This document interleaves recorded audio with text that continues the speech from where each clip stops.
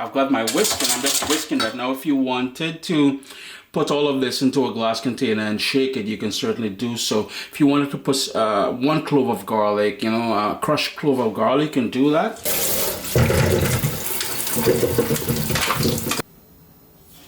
Earlier this week I was at a meetup in Toronto and I was gifted a beautiful bag with a ton of stuff in there.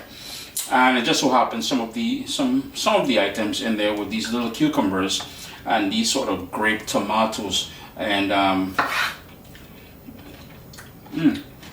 wow, juicy and sweet. But the point is, I'm making a quick lunch, which I want to feature my my passion fruit vinaigrette. So I thought, why not use these fresh ingredients that I have here. Beautiful little English cucumbers and of course the tomato. I'm going to add some red onion to there. But the star of the program, ladies and gentlemen, the recipe is all about a passion fruit vinaigrette. And I'm going to put some honey in there, but not just any old honey. I have a Scotch bonnet infused honey that I just love using in my salad dressings. You don't have to use a spicy honey, but if you like a little slight heat in there to balance up the sweetness and the fruitiness of the passion fruit, listen, you want to give this one a try. So I'm just going to go ahead and prep this. I want to prep some red onions as well. I'm going to save these for later when I'm making pilau. I'm going to have a nice little pickled cucumber on the side.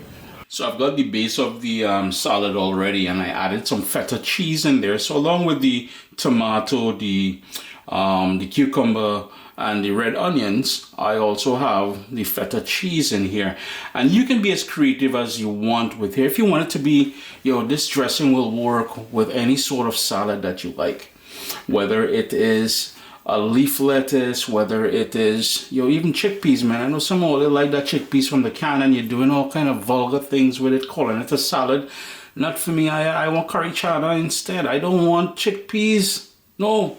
Anyhow, we're going to shift this aside. And what I want to show you now, this here is the pulp of 2 passion fruit. And the passion fruit I get in Canada are these small little purple looking things. The one we get in Trinidad and Tobago when I was growing up was a light yellow, not granadilla, not that granadilla one, but actual passion fruit, and the skin used to be softer than this. What I want to do is cut it in half, and the perfume from this one is just amazing, man. So what we want to do is scrape all of that pulp, and the reason why I want to scrape the pulp here is because I want to separate the seeds from the pulp. Yeah, that seed, nobody ain't trying to eat that seed. So when you see people eating these things and they, oh my God, it tastes so good, and they're yamming down the seeds, that'd be a lie, I'm lying, man. Anyhow, we're gonna break that up just a little bit. And what I want to do, I'll just move this over for a second. In the bowl where I'll be making the dressing, I just gave it a rinse, I have my strainer. And I'm just gonna pour all of that passion fruit in there. Yeah. And what we're going to do is work to get all the essence, all of that pulp, all of that fruitiness from that passion fruit. And you're using the back of your spoon here to gently press down on there, because I don't want any of the seeds in there. But you notice we're getting all that nectar in there, that there is pure flavor. And if you can go, all I could afford was 3 passion fruit. If you can afford about 5 of them, you'll get a more intense flavor. But the point is, you're using passion fruit here. See, all of that seeds. Or I could do something else with that. I'm tossing that in the rubbish. I wish I could plant these, but they won't grow. I know it. As a matter of fact, you know what? I'll give it a try. Spring is coming.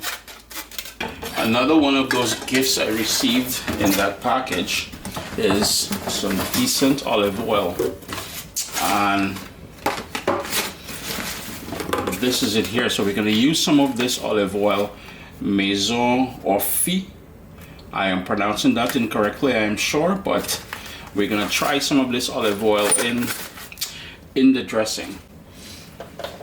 I actually love this, man. It has a little flow valve there. All you would do is put it onto here, and then you would just top it up. It comes with the bottle already.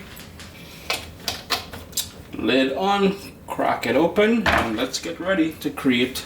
Let's give a quick little wipey wipe to create this vinaigrette. A bit of sea salt, black pepper. I want about 3 tablespoons of this olive oil in there. I've got some champagne vinegar. Oh, does that ever smell nice, man? It's going to complement that champagne vinegar. The fruitiness of the grape will complement the fruitiness both of the olive oil and the passion fruit. Shift this over. We want the juice of half of a lemon. Just going to toss that there. Little squeezy squeeze. I've got a bit of Dijon mustard, a little Grey Poupon, and I have this Scotch bonnet infused honey that's just gonna pick things up even more for me. I've got my whisk, and I'm just whisking that. Now if you wanted to put all of this into a glass container and shake it, you can certainly do so. If you wanted to put 1 clove of garlic, you know, crushed clove of garlic, you can do that. But I don't want to steal from, well, 2 things I want to pay respect to here, and that is the good olive oil, which I've tasted, and the passion fruit. So all I'm going to do is whisk all of that together to combine. You know, and this can keep in your fridge for at least a week, eh? So this passion fruit vinaigrette here, I'm just gonna, oh, brilliant.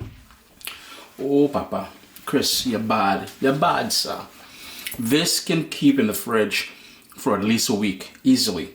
Totally up to you. And the last thing you need to do, just before you're ready to serve this, you would just pour this beautiful vinaigrette all over your salad and toss it. Chris here, CaribbeanPod.com. Always a pleasure having you all in the kitchen with me. Stay tuned to the end of the video. I gotta give thanks to the people who provided the stuff here for me.